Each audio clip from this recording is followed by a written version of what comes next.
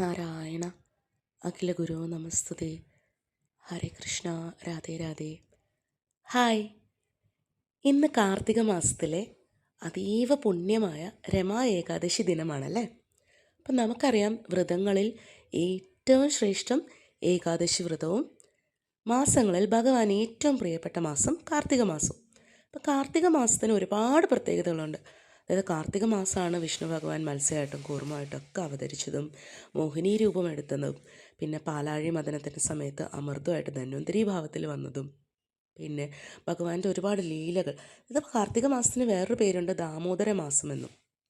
അപ്പോൾ ദാമോദരം ദമം എന്ന കയറുകൊണ്ട് ഉദരത്തിൽ വരിക്കപ്പെട്ട്, അതായത് യശോദ അമ്മ ഭഗവാന്റെ കുസൃതി കാരണം ഉരലിൽ ഇങ്ങനെ കയറുകൊണ്ട് ബന്ധിച്ച് കെട്ടിയിട്ടിട്ട്, അപ്പോൾ അതിനെപ്പറ്റി വളരെ മനോഹരമായിട്ട് സത്യവ്രത മുനി പത്മപുരാണത്തിൽ ദാമോദരാഷ്ടകം 8 ശ്ലോകങ്ങളായിട്ട് രചിച്ചിട്ടുണ്ട്.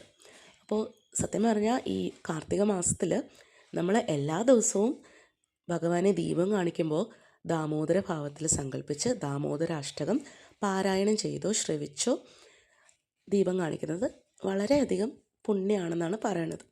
അതായത് നമ്മളുടെ ആ ഒരു ഭക്തി സാന്ദ്രത, ദാമോദര ഭാവം എന്ന് പറഞ്ഞാൽ ഭഗവാൻ ചെറിയ ഉണ്ണിയാണല്ലേ.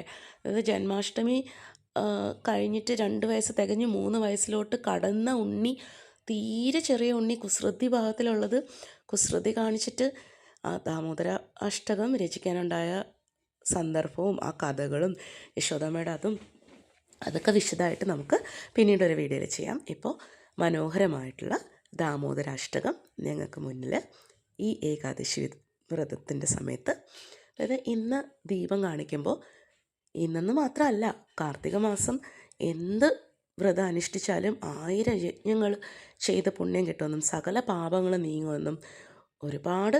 പിന്നെ രമാ ഏകാദശിയാണ്. അപ്പോൾ ദാരിദ്ര്യ ദുഃഖം അനുഭവിക്കുന്നവർക്ക് അതിനൊരു ശമനം ഉണ്ടാവും.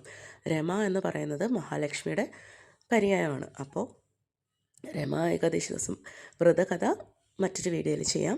അപ്പോൾ ഏകാദശി ദിവസം വ്രതകഥ കേൾക്കുന്നതും പാരണ വീട്ടുന്ന സമയത്തും വ്രതകഥ കേട്ടുകൊണ്ട് പാരണ വീടുന്നതും ഒക്കെ വളരെ നല്ലതാണ്. അപ്പോൾ ഏകാദശി വ്രതം എടുക്കുന്നവരും എടുക്കാത്തവരും ദാമോദരാഷ്ടകം ഇപ്പോൾ ദീപം കാണിക്കുന്ന സമയത്തല്ലെങ്കിലും വെറുതെ നമ്മളിങ്ങനെ ഇരിക്കുന്ന സമയത്തും, അല്ലെങ്കിൽ നമുക്ക് ഭഗവാന്റെ ഇങ്ങനെ ബാലലീലകൾ ചിന്തിക്കാം. അപ്പോൾ ദാമോദരാഷ്ടകം മനോഹരമായിട്ട് ഡോക്ടർ രേണുക പാരായണം ചെയ്തിട്ടുണ്ട്. അപ്പോൾ അത് ഞാൻ നിങ്ങൾക്ക് മുന്നിൽ ഇന്ന് ഈ പുണ്യദിനമായ കാർത്തിക മാസത്തിൽ, ദാമോദര മാസത്തിൽ രമാ ഏകാദശി, കൃഷ്ണപക്ഷ ഏകാദശി, രമാ ഏകാദശി ദിവസം ഇന്ന് സമർപ്പിക്കുന്നു. ഹരേ കൃഷ്ണ. ദാമോദരാഷ്ടകം. നമാമീശ്വരം സച്ചിദാനന്ദരൂപം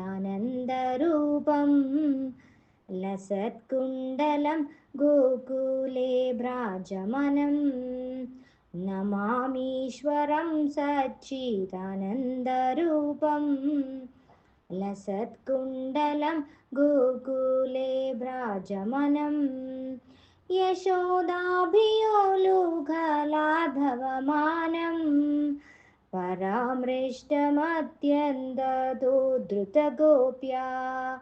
യശോദാഭിയോലുഘലാധവമാനം പരാമൃഷ്ടമത്യന്തതോ ധൃതഗോപ്യാ. രുദന്തം മുഹുർനേത്രയുഗ്മം മൃജന്തം कराम्भोजयुग्मेन सादङ्गनेत्रं. मुहुश्वासकं भद्रिरेखाङ्गखण्ड स्थितग्रैवं दामोदरं भक्तिबन्धम्. इति दृक्सुलीलाभिरानन्दकुण्डे सुघोषं निमज्जन्तम् आख्यापयन्तम्. तदीयेषु दीर्घेषु भक्तिर्जितत्वं पुनः प्रेमतस्तं सदा वृत्तिवन्दे. वरं देवमोक्षं न मोक्षावधिं वा न चान्यं वृणेऽहं वरिषादभिः. इदं देवपूर्णाथ गोपालबालम् सदा मे मनस्या वीरस्तां किं मन्ये. इदं ते मुहाम्बोजम् अत्यन्तनीलेर्मृदं कुण्डले स्निग्धरक्ते च गोप्या मुहुश्चुम्बितं बिम्बरक्ताधरं मे मनस्याविरस्ताम् आलं लक्षलाभे नमो देवदामोदरानन्दविष्णो प्रसीद प्रभो दुःखजलाब्धिमग्नम् कृपादृष्टिवृष्ट्यादिदीनं वदानु गृहाणेश मा अज्ञं दीक्षदृश्य कुबेरात्मजौ बद्धमूर्तैव यद्वत् त्वया मोचितौ भक्तिभाजौ कृतौ च तदा प्रेम भक्तिं सौकामे प्रयश्च न मोक्षे गृहो मेऽस्ति दामोदरेह